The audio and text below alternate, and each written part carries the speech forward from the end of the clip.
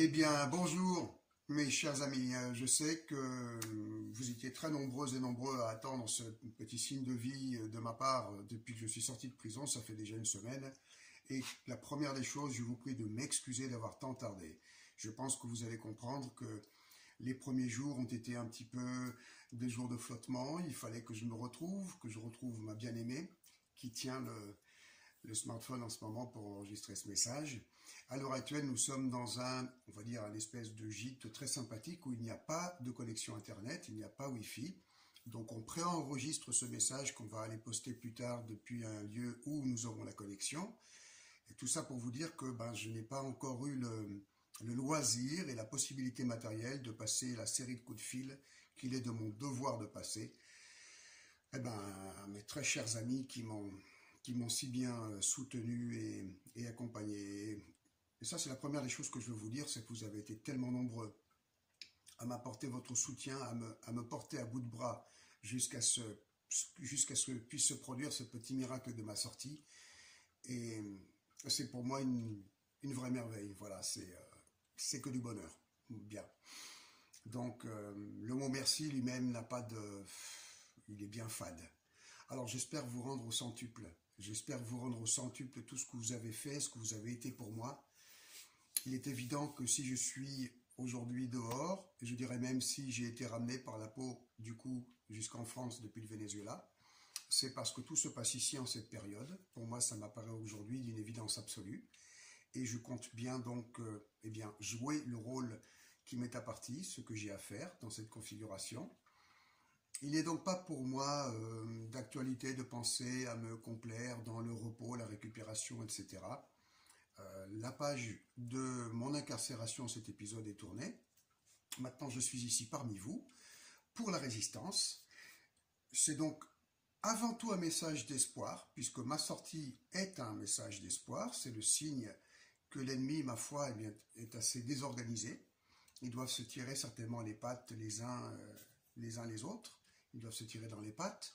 Et il y a aussi, je pense que beaucoup l'ont ressorti, une très forte énergie positive. Il y a quelque chose, malgré l'écrasement de tout ce qui est en train de nous arriver sur un plan collectif, il y a cette forte énergie que je ressens et qui m'a accompagné jusqu'à cette sortie qui était plus qu'improbable. Parce qu'en réalité, l'ennemi voulait que je crève en prison et croyez-moi, j'ai passé un cap où c'est ce qui était en train de se produire. À l'occasion, je vous en reparlerai, c'est pas de ça dont il s'agit. Donc quand je suis sorti de cet enfer, la première chose que j'ai faite, pour la petite anecdote, avec mes frères dames qui sont allés me chercher, c'était d'aller sur la côte atlantique, me baigner, laisser mes mauvaises énergies à l'océan, me ressourcer, réinformer mes cellules et je vais donc en ce moment très très bien. Donc certes, je cherche toujours un dentiste pour réparer ce qu'il y a à réparer, mais bon, c'est pas... Voilà, ça va le faire, on peut encore attendre un peu. Mes tumeurs, mes tumeurs, je ne sais pas, je pense que mon organisme les a mangées. Si ce n'est pas le cas, il va finir de les dévorer, ne vous en faites pas, il n'y a pas de souci.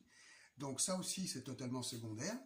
Ce qui est fondamental, c'est que maintenant, l'heure est il est à l'espoir, à l'espérance, il est à la lutte. Nous devons nous réorganiser, nous devons nous faire un bloc d'êtres humains de conscience. Et pour ma part, je dirais, pour simplifier ce à quoi je m'identifie aujourd'hui, je suis le premier gendarme de France.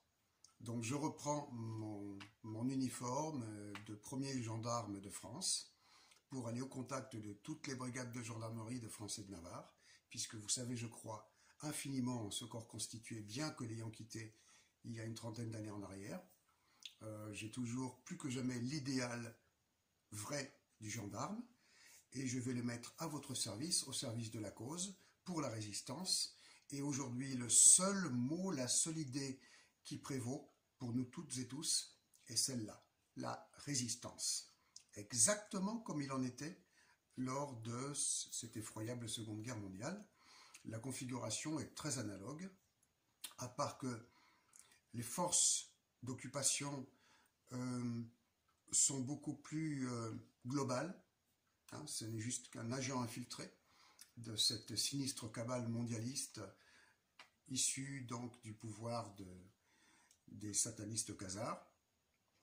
Et je crois que leur plan est en train de dérailler. À partir du moment où il y a certains petits dérapages, comme le fait tout simplement que